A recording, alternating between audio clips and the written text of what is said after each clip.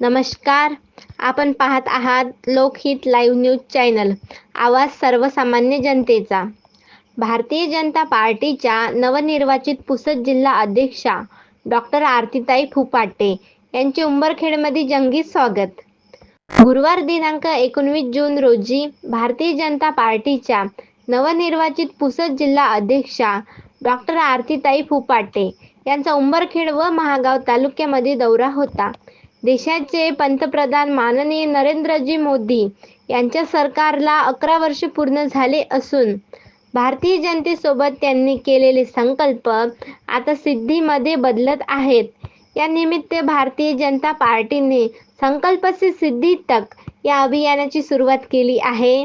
या अभियानाच्या निमित्ताने पुसद जिल्हा अध्यक्षा डॉक्टर आरतीताई फुपाटे यांचा दौरा उंबरखेड व महागाव तालुक्यातील अनेक ठिकाणी होता.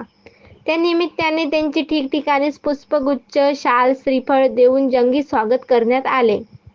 यावेळी यवतमाळ जिल्हा सरचिटणीस महेशभाऊ काळेश्वरकर, माजी शहराध्यक्ष प्रकाश दुधेवार, शहर अध्यक्ष अतुल खंदारे, ॲडव्होकेट जितेंद्र पवार, दत्ता गंगासागर, खरेदी विक्री संघ अध्यक्ष सुदर्शन पाटील रावते, संजय भाऊ बेदरकर, सरपंच धनंजय माने, पुंडलिक कुबडे, सपना रासेकर, मुन्नाभाऊ जैन, योगेश ठाकूर, प्रदीप भाऊ शेर, दिलीप सुरते, कृषी उत्पन्न बाजार समिती संचालक राधेश्याम भट्टळ व अनेक भारतीय जनता पार्टीचे पदाधिकारी कार्यकारी उपस्थित होते.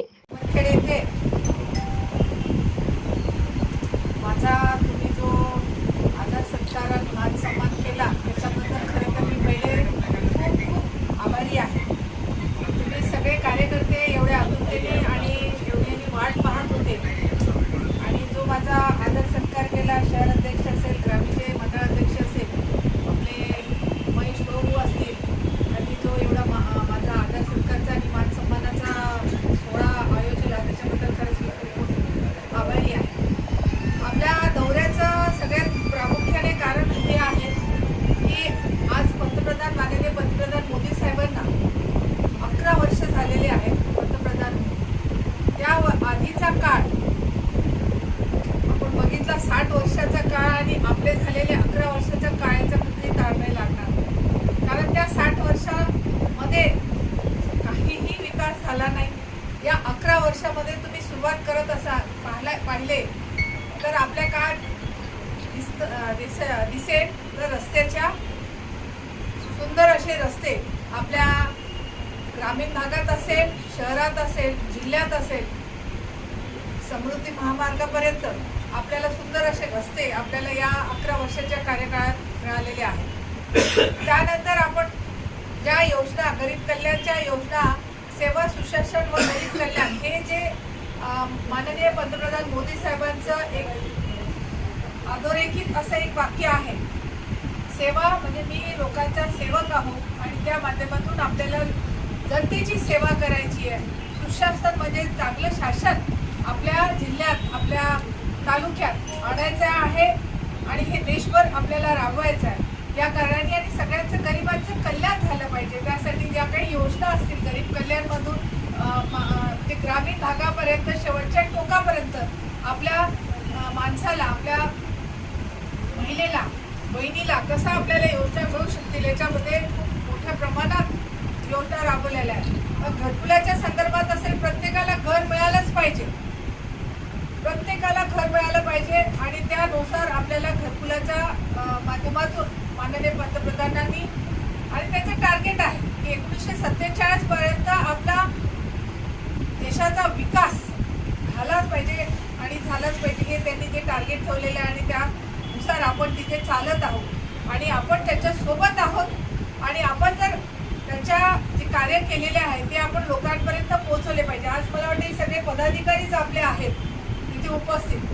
मग त्याच्यामध्ये कोणी बूथ प्रमुख असेल, शक्ती केंद्र प्रमुख असेल आणि कोणी तालुक्याचे पदाधिकारी असाल, जिल्ह्याचे पदाधिकारी असाल, यांनी एकच लक्ष ठेवलं पाहिजे की आपण जे काम करतोय, आपल्या पंतप्रधानांनी काम केलेलं आहे, माननीय मुख्यमंत्री देवेंद्र फडणवीसांनी ज्या काही योजना आणलेल्या आपण ते ग्रामीण भागापर्यंत कशा पोहोचवणार सांगणार.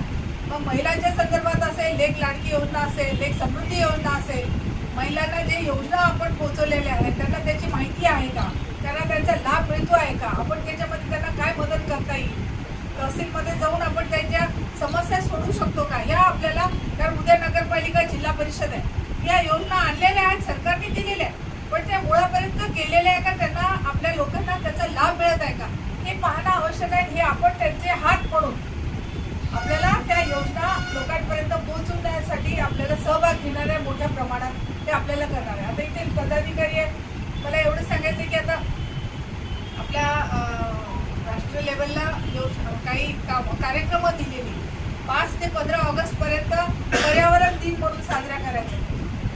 आज असमतोल झालेला आहे वातावरणात, आपण बघतोय खूप मोठ्या प्रमाणात झाडाची कत्तल झालेली आहे. तर हे एक पेड मा की ना, आपल्या आईच्या नावानेच लावायचं आहे ना झाड, तर ते झाड आपण लावत आहोत का, आपल्या अंगणात लावतोय का, एखाद्या शाळेच्या पटांगणात लावतोय का, त्या झाडावर नाव द्या आपल्या आईचं आणि ते एक झाड लावायचं. हा, 5 ते 15 ऑगस्ट पर्यंत सुरू आहे. कोणी केलं नसेल तर सुरू करा आणि सुरू ठेवा. हे झाल्यानंतर आपल्याला हे संकल्प सिद्धीचा कार्यक्रम जो आहे की आपल्या केलेल्या योजना जनतेपर्यंत पोहोचणं, आयुष्यमान भारत कार्ड योजना आहे, त्याच्यामध्ये बऱ्याच भरपूर योजना आपण ज्या काही केलेल्या आहेत त्या योजना आपल्याला मिळत आहे का, आपल्या लोकांना हे पाहणं आवश्यक आहे. नंतर 23 तारखेला श्यामाप्रसाद मुखर्जीचा कार्यक्रम आहे, तो आपण मोठ्या प्रमाणात, ते कोण होते, काय होतं, त्यांचं कार्य काय राहिलं ते आपल्याला माहिती देणार आहे. 25 तारखेला आपल्याला आणीबाणी, आता भाऊ म्हणाले ते त्या आता त्याला 50 वर्ष होतं. आणीबाणी म्हणजे एमर्जन्सी आणली होती त्यावेळेला, म्हणजे त्यांनी त्यांचं शासन एकतर्फी करून टाकलं होतं आणि लोकांना रस्त्यावर फिरणं सुद्धा मुश्किल केलं होतं. म्हणजे आपली फ्रीडम, आपलं स्वातंत्र्य त्यांनी हिरावलं होतं. ते आपल्याला संविधानाच्या गोष्टी सांगतात. आपल्याला सांगणं आवश्यक आहे की संविधान कोणी आज टिकून ठेवलं असेल तर भारतीय जनता पार्टीने टिकून ठेवलेला माननीय पंतप्रधान मोदी शहा साहेबांनी आणि मुख्यमंत्री देवेंद्र फडणवीस आहेत. हे आपल्याला सांगतायत तुम्ही काय केलं होतं, तुम्ही आम्हाला त्या गोष्टी गप्पा सांगताय, पण आम्ही सगळ्यात आपल्या भारतीय जनता पार्टीने भारतरत्न डॉक्टर बाबासाहेब आंबेडकरांना यांचा मान सन्मान काय असतो हे त्यांना संविधान आपल्या लोकांपर्यंत, ग्रामीण भागापर्यंत पोहोचवण्याचं काम भारतीय जनता पार्टीने केलेलं आणि करत राहणार. त्या गोष्टीची उजळणी आपण करून देणार. आणीबाणीमध्ये काय झालं, आपण आता एक भेट देणारच आहोत. त्या काय त्यांचं नाव